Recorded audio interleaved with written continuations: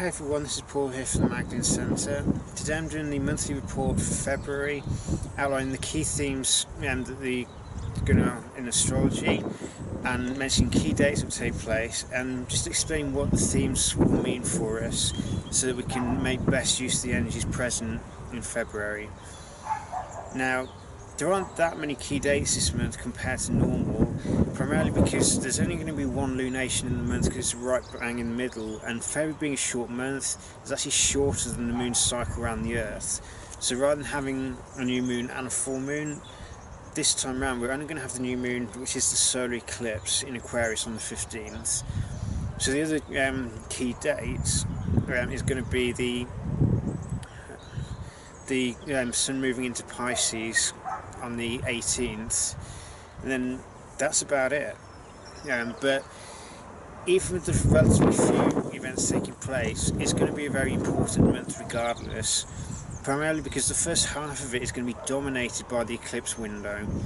And what I mean by this is the period between the lunar eclipse, which is on the 31st of January, and the solar eclipse on the 15th. And in this period, there's going to be a lot of changes taking place, and whatever no longer serves our lives or no longer has a place, we need to have the courage to let go of it, no matter how much we may have cherished it in the past. If it no longer serves who we are now, there's no point holding on to it because it's occupying space which we could otherwise use for something new. So for the first half of February, and this will be for almost the entire period that the sun's in Aquarius, we're going to be looking at letting go of the past, and it's kind of like past meets future during the eclipse window. So it's important to understand the past, but it's also, we need to let go of it so we don't repeat it. So if we can understand, with the South Node being in Aquarius, what we're looking to see is where have we in our personal lives had a tendency in the past to remain aloof rather than taking action or taking the initiative in our lives? Where have we chosen to go with the crowd even though we may not agree with what's being said, because we value social acceptance more than our own unique individuality? And we need to learn where the need to conform out of peer pressure is actually harming us and prevents us from expressing the dreams within us. Because the North Node is in Leo. This is about understanding the personal dreams that we have and taking action to manifest them.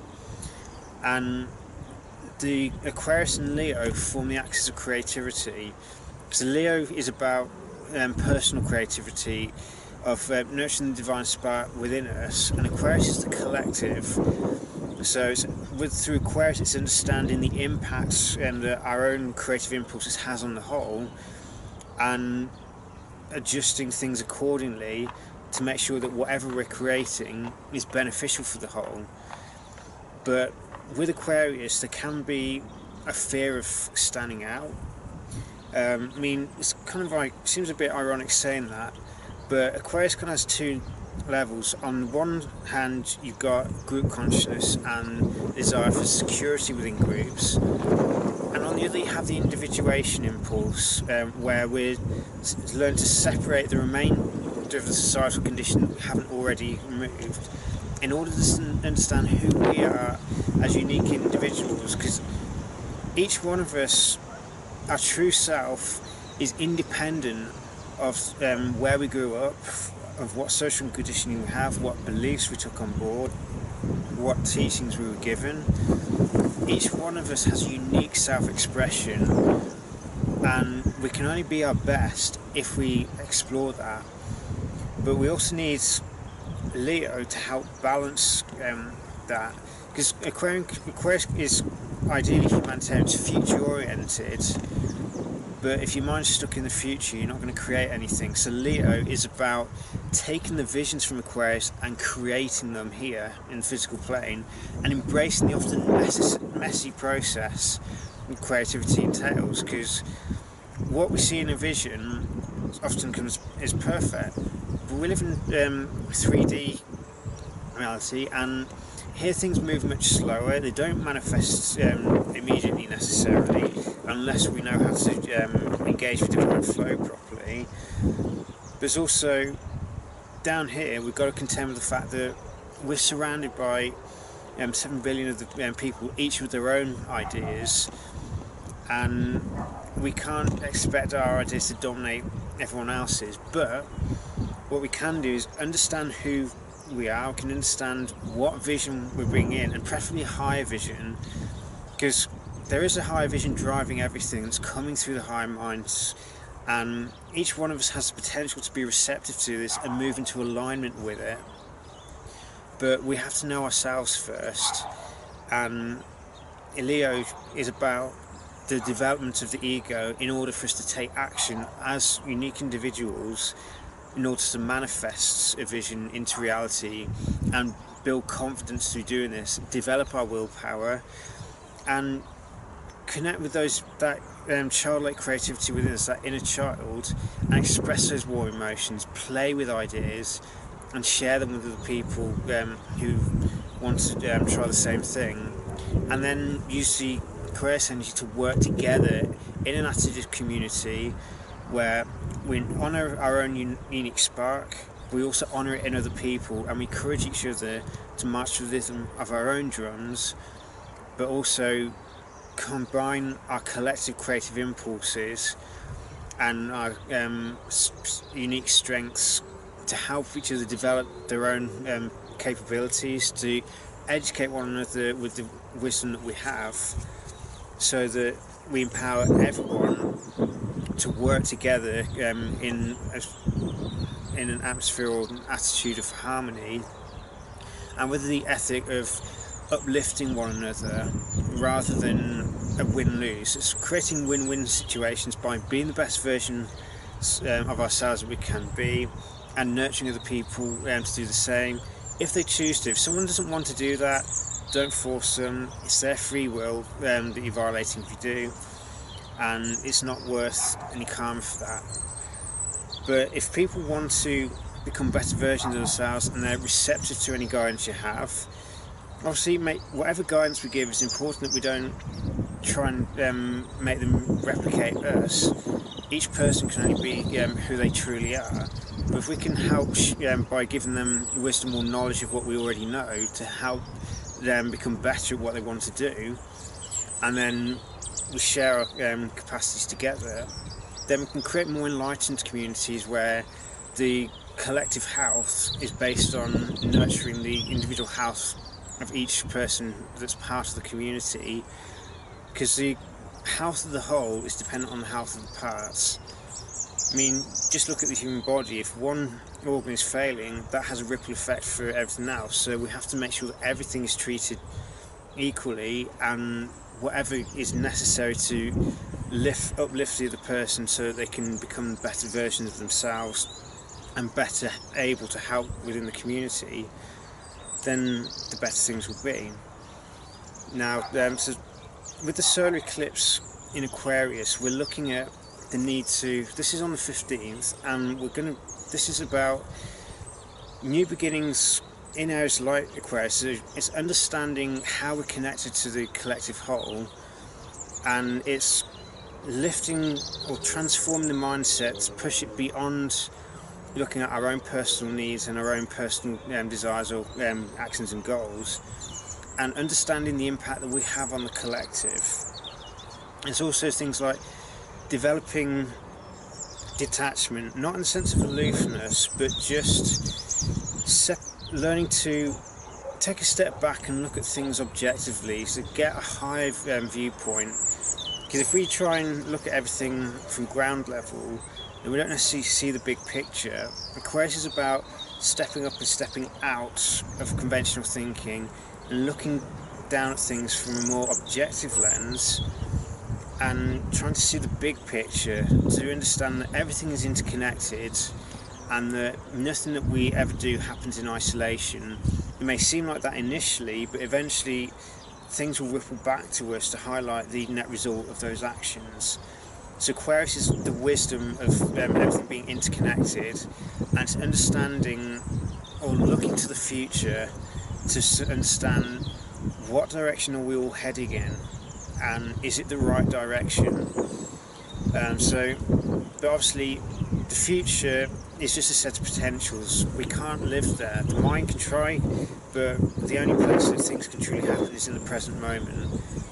So once we understand what the high purpose of things is, or what the high vision is that we need to manifest for the betterment of humanity, we then need to be taking actions and sharing the vision with like-minded people who want to achieve the same results, or have received their own part of the vision and can share their own individual insights, so we have a better understanding of what things are doing, and then working together in an attitude of mutual cooperation and mutual empowerment.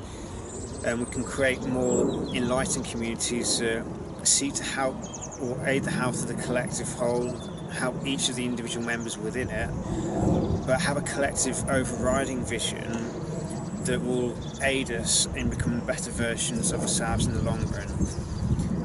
Now, the key change is going to be on the 18th of February when the Sun enters Pisces. This is the last sign of the zodiac, and Pisces is bringing everything from the last astrological year to completion. So it's completely letting go of everything that no longer needs to be with us, and it's going deep into our unconscious mind through things like meditation and contemplation to understand or let go of what has come to its natural conclusion, and trust that a new vision or a new dream will come to us to enable, so that we know what to create in the next cycle. So Capricorn through to Pisces is all transpersonal consciousness, and it's a season of going within, doing the planning, doing the preparation, and identifying the dreams and aspirations that we want to work on in the next cycle. So with Pisces, it's important that we spend time in meditation to understand what it is that we want to create in the next cycle. It's also a sign dealing with surrender, of letting go. And another aspect of Pisces is that desire for transcendence, or the desire for union and a sense of oneness that we're all born out of, and ideally we'd all return to, but it's entirely dependent on us working on breaking down the barriers of the ego, of surrendering the ego in its current form, so that when it's reborn anew at the spring equinox, the version of the ego we have now is based on what we need in order to take the next steps in our journey. But with the Sun in Pisces, it's a time for dissolving the ego in its current form and identifying what dreams we want to work on and create in the next astrological year, and to surrender the old, to let go of old patterns of emotions, and to break down any fears that lead to disconnection and separation, so that we can engage in, because what some of the gifts of Pisces is things like empathy, of empathic ability, of psychic gifts, but one of the most important is compassion and universal love. So with the Sun's passage through Pisces, it's important that we work on that sense of developing unconditional love for self, and letting that unconditional love permeate to the deepest core of who we are, to dissolve old fears, to dissolve old attachments that affect us and block our forward motion, and let universal love nourish us, fill us up to overflowing, so that love is then flowing out of us so we can then radiate it to other people without it draining us in the process. So it's learning to love ourselves enough that we can accept universal love, let it flow through us, heal us, transform us, and in the process develop things like compassion and patience for self and others, and let these qualities then flow out of us through our energies to other people. And if they accept those qualities and receive them from us, great. If they're resistant or they're afraid of it and they try and push away, that's also their choice. It's not something to worry about. We can't fix other people. We can only heal and love ourselves to the point where we're not relying on other things to create contentment, happiness, or worthiness. If we can love ourselves unconditionally and let universal love flow through us, then we can bring a much more powerful love into our daily lives, which can potentially uplift and nurture other people and allow them to heal, but obviously give them the choice to walk away if they don't want to accept that. Some people, for whatever reason, they do not feel at all comfortable in that energy, usually because they don't feel that they're worthy of love, and that is their choice. We can't. One thing to avoid doing during all of this is avoid any kind of saviour complex, avoid feeling that we have to save other people. We can't do that. We can only truly save ourselves, but we can create the right conditions to encourage other people to step up and liberate themselves from old fears. But again, they have to make that choice themselves. We cannot force it. Otherwise, if we're trying to force it, it's not love. Love is not about control in any kind of way. It's about nurturing, but obviously it requires that we set boundaries as well, just so that we're not taken advantage of and we're not manipulated. But if we can allow unconditional love and universal love to flow through us, then we can heal ourselves and be a presence that can potentially heal and elevate other people if they want to do that. But again, free will is important. We must always respect it. But if we can heal ourselves, we at least become an example of what other people can achieve if they choose to. But one of the key things for February, or one of the key focuses, is going to be faith, because of the eclipse season, where it's often chaotic at this time because some things are coming to the end and other things are starting to come to the surface to be created, but we don't yet know what it is.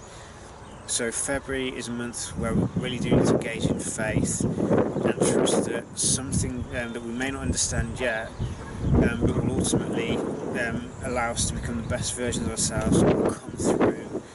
But during this time we need to take action, also be patient and wait for new information to come through, and to take the time with ourselves, spend time in meditation and contemplation to help understand who we are as unique individuals, separate from or independent from conditioning, and also spend time with ourselves to focus on cultivating that universal love within us.